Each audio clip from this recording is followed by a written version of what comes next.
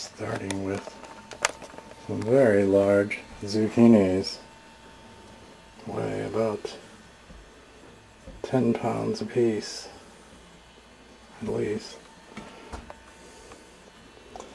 But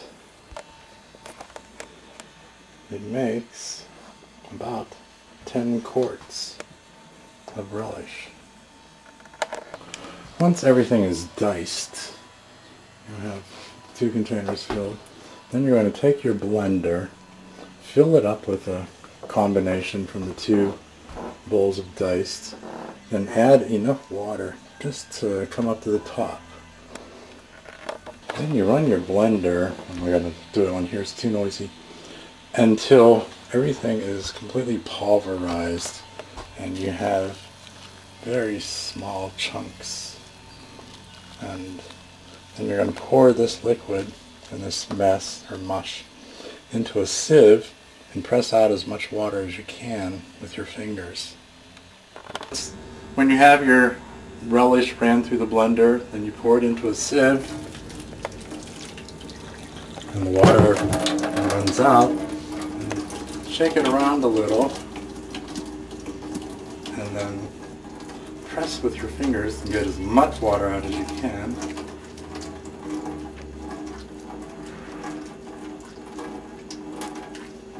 And dump it into a container that has a lid. Okay. Now once you've finished running everything through the blender, you put your mixture into 2 separate containers. I use 5-quart ice cream buckets, which work great. And you add 3 tablespoons of salt into each one and then stir so that the salt gets completely mixed. Put a lid on it and then stick them somewhere and let them set until tomorrow. They have to set for 24 hours in the salt bath.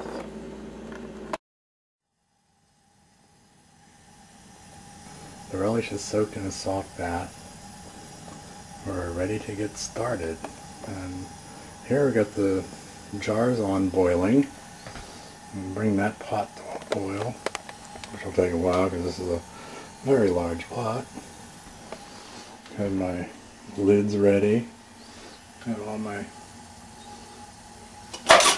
canning supplies ready. Have a large funnel for putting in the relish into the jars. Got some tweezer thingies. Nice big spoon for stirring. I need a washcloth. Now over here I have my big stock pot, which this will take a large stock pot. I've started rinsing. I have the relish in here. Hard to do with one hand, but you just spoon some of the relish from the salt bath into a sieve, and usually about 3 good heaping spoonfuls will do it. And then you turn the water on. You need to rinse the relish for a good 20 to 30 seconds.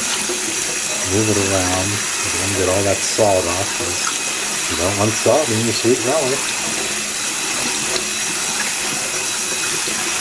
And once that is rinsed, it's a little easier using both hands. And shake it a little, get all the water to drip out. And then you're going to press with the back of your fingers. And then it's easier when you're going with 2 hands. Then just take and dump into your salt bath, or not your salt bath, into your stock pot. And then continue. And this will take a good hour. So we will be back an hour later.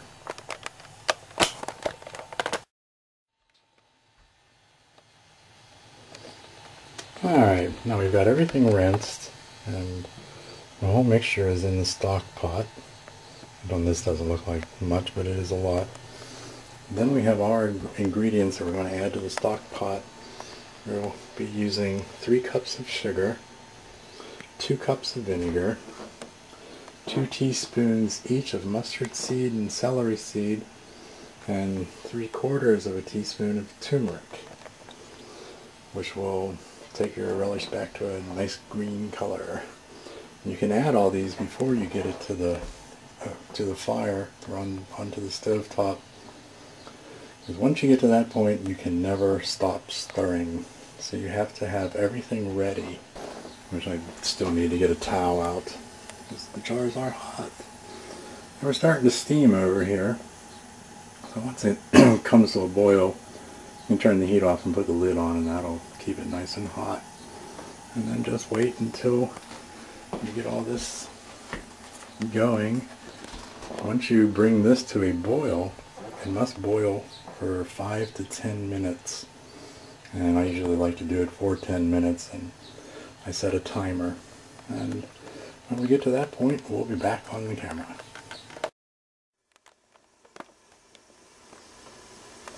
Okay, we are now on the stove, and just turn the heat on, but keep this stirred so that the sugar does not burn. If you burn your sugar, then you've ruined the whole batch. And when you're stirring this before it starts to boil, when you find some of these big chunks that manage to get through your blender, just pull them out. There's one. Pull it out and throw them away. I got my lids are in water. They'll be boiling. They need to be boiled. The pot with the jars came to a boil, and I've now turned the heat off and put the lid on. And this is starting to make noise, so I need to put the camera down and wait till I get to another point. But I have my funnels ready, my timer's ready, my little pincher things are ready, and my little towel's ready, and the rings are ready for the jars to seal them. You'll need the towel to, once you put the liquid or the mixture into the jar, you will need to wipe off the rim of the jar so that you can get a really good seal between the hot rubber and the hot glass. Anyway, I need to put the camera down so I can stir, so I don't lose a batch. Pull out a jar, get all the water out of it, put it over onto your board, put your funnel in, get it close over to your pot, now dip in some relish. You want to get a little bit of juice.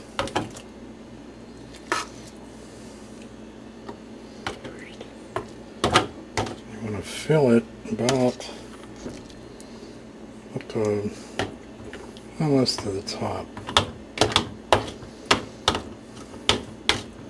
You want to leave enough room so you can get a vacuum. That looks good there. Now, pull out a lid. You put these in here, flip them over so that eventually you can get one out. This is hard with my left hand since I'm right-handed. Take it over. Oh shit. Oops. Excuse the French. Wipe the top. Alright. Now, get this lid over here. There. Take a ring, put the ring on. Of course I'll tighten this later, but dump them over, dump them right side up, and then set them somewhere and let them go until they pop, and they'll store for up to a year or two.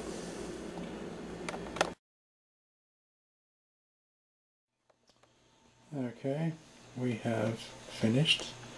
And I got 8 and a little over half of a jar, the pint jars. That's 8.5 pints. And of course we have hot peppers back here waiting to be made into hot pepper butter. But that's another story. And hopefully it's well worth your while. Enjoy.